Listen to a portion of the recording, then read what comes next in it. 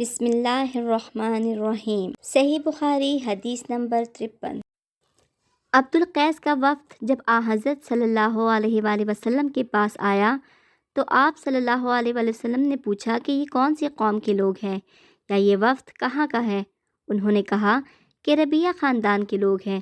آپ صلی اللہ علیہ وآلہ وسلم نے فرمایا، مرحبا، اس قوم کو یا اس وفد کو نہ ذلیل ہونے والے نہ شرمندہ ہونے والے، یعنی ان کا آنا بہت خوب ہے۔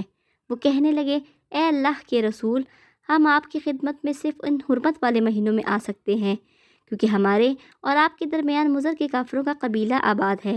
بس آپ ہم کو ایک ایسی قطعی بات بتلا دیجئے جس کی خبر ہم اپنے پچھلے لوگوں کو بھی کر دیں جو یہاں نہیں آئے، اور اس پر عمل درآمد کر کے ہم جنت میں داخل ہو جائیں۔ اور انہوں نے آپ سے اپنے برتنوں کے بارے میں بھی پوچھا۔ آپ صلی اللہ علیہ وآلہ وسلم نے ان کو 4 باتوں کا حکم دیا اور 4 قسم کے برتنوں کو استعمال میں لانے سے منع فرمایا۔ ان کو حکم دیا کہ ایک اکیلے خدا پر ایمان لاؤ۔ پھر آپ صلی اللہ علیہ وآلہ وسلم نے پوچھا کہ جانتے ہو ایک اکیلے خدا پر ایمان لانے کا مطلب کیا ہے؟ انہوں نے کہا کہ اللہ اور اس کے رسول ہی کو معلوم ہے۔ آپ صلی اللہ علیہ وآلہ وسلم نے فرمایا کہ اس بات کی گواہی دینا کہ اللہ کے سوا کوئی معبود نہیں، اور یہ کہ حضرت محمد صلی اللہ علیہ وآلہ وسلم اس کے سچے رسول ہے، اور نماز قائم کرنا اور زکوٰۃ ادا کرنا اور رمضان کے روزے رکھنا اور مال غنیمت سے جو ملے اس کا 5واں حصہ مسلمانوں کے بیت المال میں داخل کرنا، اور 4 برتنوں کے استعمال سے آپ صلی اللہ علیہ وآلہ وسلم نے ان کو منع فرمایا، سبز لاکھی مرتبان سے اور کدو کے بنائے ہوئے برتن سے، لکڑی کے کھودے ہوئے برتن سے اور روغنی برتن سے، اور فرمایا کہ ان باتوں کو حفظ کر لو اور ان لوگوں کو بھی بتلا دینا جو تم سے پیچھے ہیں اور یہاں نہیں آئے ہیں۔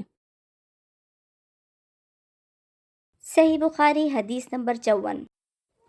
حضرت صلی اللہ علیہ وآلہ وسلم نے فرمایا، عمل نیت ہی سے صحیح ہوتے ہیں یا نیت ہی کے مطابق ان کا بدلہ ملتا ہے، اور ہر آدمی کو وہی ملے گا جو نیت کرے گا۔ بس جو کوئی اللہ اور اس کے رسول صلی اللہ علیہ وآلہ وسلم کی رضا کے لیے ہجرت کرے، اس کی ہجرت اللہ اور اس کے رسول صلی اللہ علیہ وآلہ وسلم کی طرف ہوگی۔ اور جو کوئی دنیا کمانے کے لیے یا کسی عورت سے شادی کرنے کے لیے ہجرت کرے گا تو اس کی ہجرت انہی کاموں کے لیے ہوگی۔